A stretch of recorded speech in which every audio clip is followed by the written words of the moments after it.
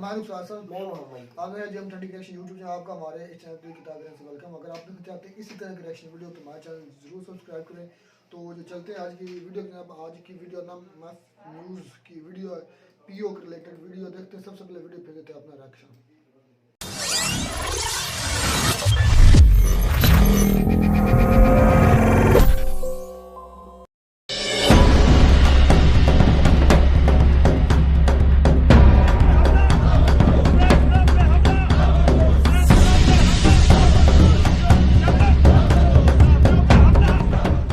लग रहा है जैसे वो दिन अब दूर नहीं है जब पाकिस्तान अधिकृत कश्मीर पर हमारा कब्जा वापस हो जाएगा। वो दिन दूर नहीं है जब पाकिस्तान अधिकृत कश्मीर भी हमारे हिस्से में होगा। वो दिन दूर नहीं है जब पीओके हमारा होगा। पिछले कुछ दिन से जिस तरह से पीओके को लेकर चर्चा तेज हुई है, भारत की तरफ से भी लगातार इस बारे में बात की जा रही है। रक्षा मंत्री राजनाथ सिंह, आर्मी कमांडर, फिर देश का विपक्ष भी तो अब मोदी सरकार से ही पीओके वापस लेने की आस लगाए बैठा है।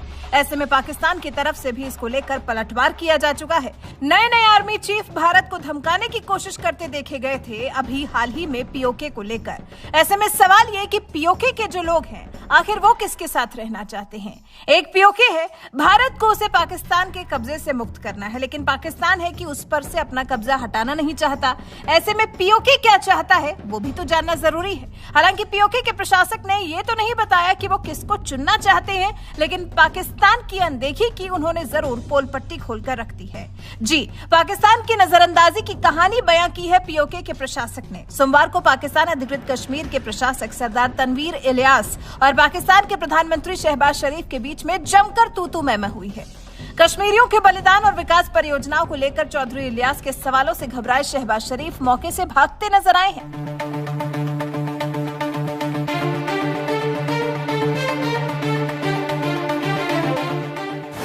दरअसल पीओके के Mangla dam hydro electric power plant से जुड़े कार्यक्रम में शहबाज शरीफ शरीक हुए थे, जहां वो अपना भाषण खत्म करने ही वाले थे कि आखिरी मौके पर पीओके के कथित पीएम तनवीर इलियास ने कश्मीरियों के बलिदान का जिक्र नहीं करने पर शहबाज शरीफ को सुनाना शुरू कर दिया।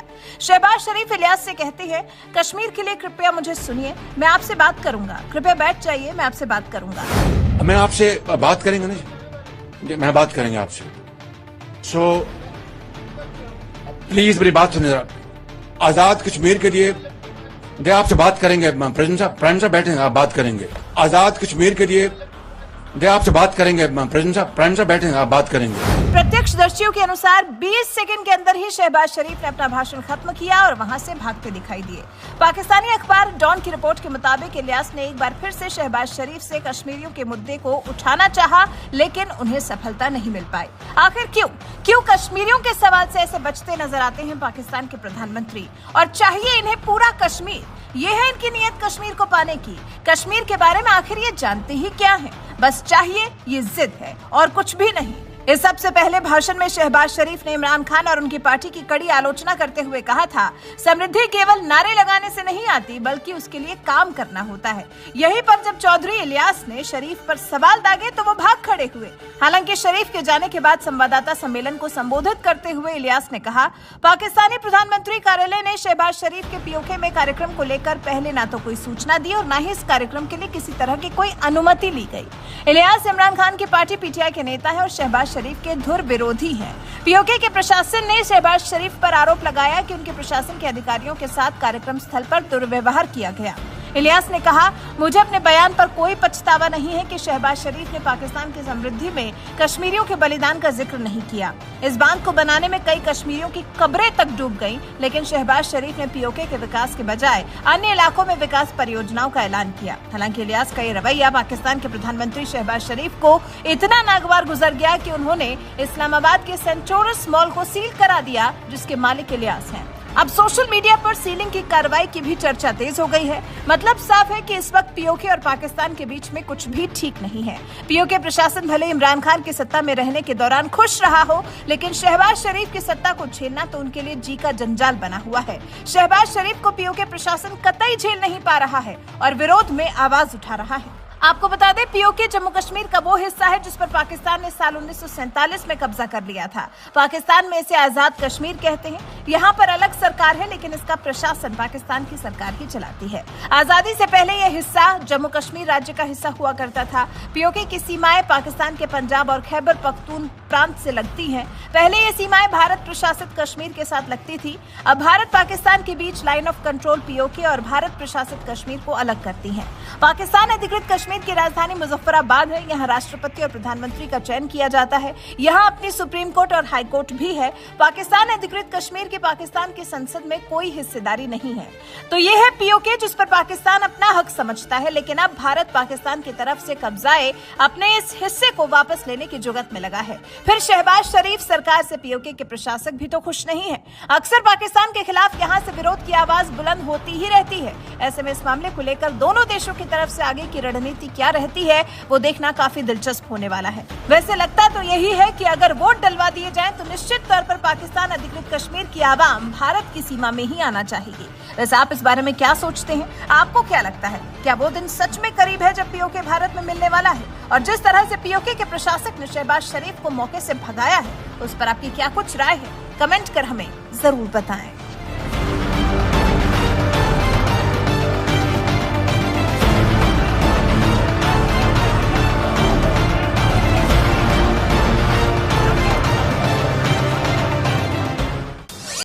पीओके के रिलेटेड शहबाज शरीफ साहब कोई अपनी कर रहे थे, कॉन्फ्रेंस कर रहे थे, तो उसी दौरान पीओके के एक मेंबर है और असम्बली ने उनसे सवाल पूछा था कि आपने इतनी कुर्बानी देने के बावजूद पीओके का आपने जिक्र नहीं किया जो अपने वो जदोजहद कर रहे हैं, तो उसके ऊपर उनको वो चुप करा दिया गया शहबाज शरीफ की तरफ से।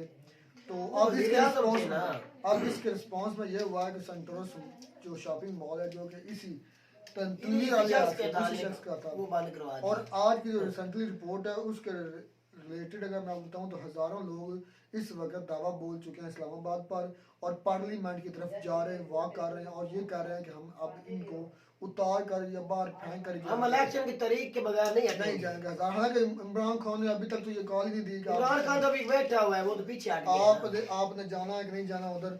और दूसरी बात रही पीओके कि कश्मीर का हिस्सा होना चाहिए या इंडिया की हिस्सा होना चाहिए, ये बड़ी अरसे से बड़ी लंबी बहस है, बहुत दोनों तरह से बातें होती रहती हैं। लेकिन अब मेरे ख्याल में अमल तेज हो गया है पहले की निस्बत। अब जो इस चीज में तेजी आ रही है, मतलब इंडिया की आर्मी, इंडिया के जो मिनिस्टर्स हैं, इंडिया के वजीर वो बहुत बड़ी बातें, कल से बड़ी बातें कर रहे हैं। चले वो तो वक्त साबित करेगा कल किसका बड़ा है या किसका छोटा। नहीं, हकीकत है कि वो जो वजीर दिफा राजनाथ है, उन्होंने अपने कद से बड़ी बात की है कि बड़ी बात इसलिए रुखसार को उसने कहा कि मैं आप पीओके लेने जा रहा हूँ। जिस तरह 370 हटाया, भाई 370 आपके मुल्क के अंदर, आपके जम्मू कश्मीर जो आपने कब्जा किया हुआ उनमें ही था, इधर कोई आजाद कश्मीर में नहीं था। अब हर वक्त पीको लाई लगाते, पीको नहीं है, ये पाकिस्तान का आजाद कश्मीर है, ठीक है, जिधर आपकी जरूरत नहीं है। आप बात तो कर सकते हैं, आप ले नहीं सकते। अच्छा, आपने दावा तो कर सकते हैं भाई। अपने यकूब आपने खुद ही बात की कि जो 370 हटाया वो इनका अपना आर्टिकल था, अपना आइन का एक आर्टिकल था जो उन्होंने हटाया, आप खुद ही मान रहे हैं। तो फिर पाकिस्तान उनके अपने ही आर्टिकल के हटाने पर पाकिस्तान को इतनी क्यों मिर्चा लगी थी, पाकिस्तान इतना क्यों चला उठा था? यार वो तो सियासी बयान है ना, वो तो सियासत में होता रहता है, तो सियासी बयान क्या? राजनाथ ने जो वजीर दिफा ने बयान दिया है कश्मीर के ऊपर, क्या तेरा जमीर इस बात को मानता है कि वो हकीकत कर सकता है या वो करेगा? भाई सियासत की हद तक तो ठीक है, इससे आगे ना इंडिया इतनी बड़ी स्ट्रॉन्ग कंट्री होने के बावजूद भी वो पाकिस्तान से आज ही कर नहीं ले सका। पाकिस्तान तो कंगाल एक किस्म का हो चुका है, इन सियासतदानों ने इसके पल्ले कुछ छोड़े ही नहीं। फिर भी देख लो रुखसार भाई, आज तक भी जरूरत तो नहीं पड़ी कि हम कश्मीर ले जाएं, गिलगित बल्तिस्तान ले जाएं। बातें करते रहो, बेशक हाल हजारों बातें करते रहे, दिन में लाखों बार कहते रहे, भाई आपकी अपनी जुबान है, हम सुनते रहेंगे। जब आप हकीकत में कुछ करके दिखाएंगे हम भी मान जाएंगे। असल में मसला होता क्या, ये जो कश्मीर का इशू है ना, ये मुझे हल होता नजर नहीं दिखाई दे। बिल्कुल हल होगा, सार हल एक तरीके से होगा जब ये दोनों कंट्री के सरबराह जो है ना मिल बैठेंगे, मिल बैठ के ये हल निकालेंगे। निकालना चाहे तो तब ही होगा, नहीं तो वरना यूएन असम्बली क्या कोई भी असम्बली बना लो, उनमें से आज तक तो कोई हल निकला नहीं। ये भाई बायलैटरल इशू, बिल्कुल पाकिस्तान ने खुद साइन कर दिए हैं शिमला एग्रीमेंट के लिहाज से कि ये एक बाईलैटरल इशू है, अब तो कोई इसमें तीसरी ताकत को मुदावनत कर नहीं सकती। अच्छा दूसरी बात है कि ये देख ले, अगर ये असेंबली से कुछ हुआ होता या यूएन में से कुछ निकलता या ताकत होती तो क्या ये यूक्रेन रशिया की जंग होती? ये कभी भी ना होने देते, वो खुद ही तो करवाते हैं। और यूएन ने कभी भी कोई मसला हल करने कभी भी मसला निकाल ही नहीं सके हल। वो तो एक समझ है कि पेपर वर्क किया है, हाँ, एक बस। बनाना सी चीज है, बनाना रिपब्लिक इस तरह होती है, इस तरह की कोई उनकी एक स्ट्रेटजी है, वो किसी पर वो सिर्फ एक समझ सैंक्शन वगैरह लगा सकते हैं, लेकिन किसी को ये नहीं कह सकते कि आपने ये करना ही करना है। लेकिन आप देख रहे हैं रशिया को कितने सैंक्शन लगाए, रशिया क्या रुक गया, नहीं क्या रुका। कर लिया यूएन ने, उनकी क्या औकात बची है? इससे यूएन असेंबली की औकात क्या बची है? कुछ भी नहीं। अगर उसकी औकात होती यूएन असेंबली की तो आज रशिया यूक्रेन की जंग खत्म हो जाती। बिल्कुल ऐसे ही है। उनको डर होता है कि हमने अगर ना माना तो हमारे ऊपर कुछ ना कुछ पाबंदियां लगेंगी दोनों तरफ, तो वो खत्म हो जाएगी, कंट्री को नुकसान में जाएगी। लेकिन उनको डर ही नहीं है भाई। ये मेरे ख्याल में दोनों ममालिक के मफाद में नहीं है कि अगर इंडिया अब हमला करता है तो वो बाजवा मेरा ख्याल में नहीं रहा जिसने मेरा ख्याल में पैगाम भेजा था कि हम मफाहमत चाहते हाँ, हैं। अब आ गए आसिम आसिम मुनीर, मुनीर, जनरल आसिम मुनीर साहब आ गए हैं। सैयद तो है, वो कई इतना जानते हैं बाजवा उसके पास को भी नहीं है जितना जनरल आसिम मुनीर साहब जानते हैं हिंदुस्तान को। जो लेकिन उनका जो था ना जनरल बाजवा, वो मुझे थोड़ा सा ये लगता है कि वो मुफाहमत परस्त बंदा था। वो चाहता था कि हमें हमारे इस खित्ते को मतलब कहीं किसी तरीके से अगर यही इंडिया उनके होते हुए जो इंडिया ने ये बयान दिया, लेकिन उसने कोई स्टेटमेंट नहीं दी इसके बारे में। लेकिन देख रहे आसिम मुनीर ने आते ही उसके मतलब स्टेटमेंट दी। जब उनका आर्मी चीफ जवाब दे रहा है, तो ये सवाल कर रहा है मैं ये करूंगा मैं वो करूंगा, हमारा भी हक बनता है उनको जवाब देना। तो दिया है ना। अब पता कलेजे में ठंड पड़ गई इंडिया के में भी, जिस तरह पाकिस्तान को हर रोज सुनाते थे, अब हमने भी सुना लिया, बराबरी हो गई। लेकिन इतना जरूर है जो हम देख रहे हैं कि ये डॉक्टर बाजवा डॉक्टरान खत्म हो चुकी है टोटल उस कबीना को, जो कबीना बनी हुई ना आर्मी के अंदर, बाजवा वो की खत्म कबीना हो बनी चुकी हुई है। थी, वो बिल्कुल मुकम्मल उसने चेंज कर दी है। और मेरे ख्याल में इतना इजी भी नहीं है, लेकिन अगर लेते भी हैं तो उसके लिए मैं एक सवाल लास्ट में बड़ी छोड़ना जंग चाहता करना हूं। पड़ेगा। मैं एक सवाल छोड़ना चाहता हूँ रुखसार, कोई भाई मुझे जवाब दे। जो बंदा सुकून से अमन से दुनिया में अपना इमेज बना के बैठा है, वो बड़ी कभी भी एक जंग मिनट, नहीं करेगा। आपने जिसने इतनी मुश्किल झेली है ना कि आपने अपना इमेज बनाया, दुनिया में वो मुकाम बना लिया जिसके लिए तरस रहा था हिंदुस्तान, आज वो मुकाम मिल गया आपको। मैं इस बात को यकीन के साथ कह रहा हूँ, सवाल छोड़ने जा रहा हूँ, इंडिया कभी भी नहीं चाहेगा अगर हमारा कोई जंग का मसला किसी कंट्री के साथ हो और हमारा अमन खराब हो, हमारी इकोनॉमी खराब हो, कभी भी इंडिया नहीं चाहेगा। ये गिदर भक्ति जो होती है सवाल, चलें जी, ये तो तो होते साबित रहते करेगा हैं। कि कौन किससे कितना ताकतवर है। अगर करेंगे लेकिन तो ये इकोनॉमी का जो नुकसान भी है। जो इकोनॉमी का दावा करते हैं ना, इतनी बड़ी इकोनॉमी है ये, वो आपने अपने बलबूते पे बनाई, अच्छी बात है, लेकिन ये नहीं रहेगी अगर जंग लगी तो। याद रख लेना, अगर आपने ऐसी हरकत की तो आपको इसका बहुत बड़ा भुगतावा भुगतना पड़ेगा। चलें जी, उम्मीद करते हैं आपको हमारी वीडियो अच्छी लगी होगी। वीडियो अच्छी लगी हमारे चैनल जरूर सब्सक्राइब कीजिएगा। तो मिलता नए वीडियो में नया टॉपिक के साथ, तब तक दीजिए इजाजत। अल्लाह हाफिज़।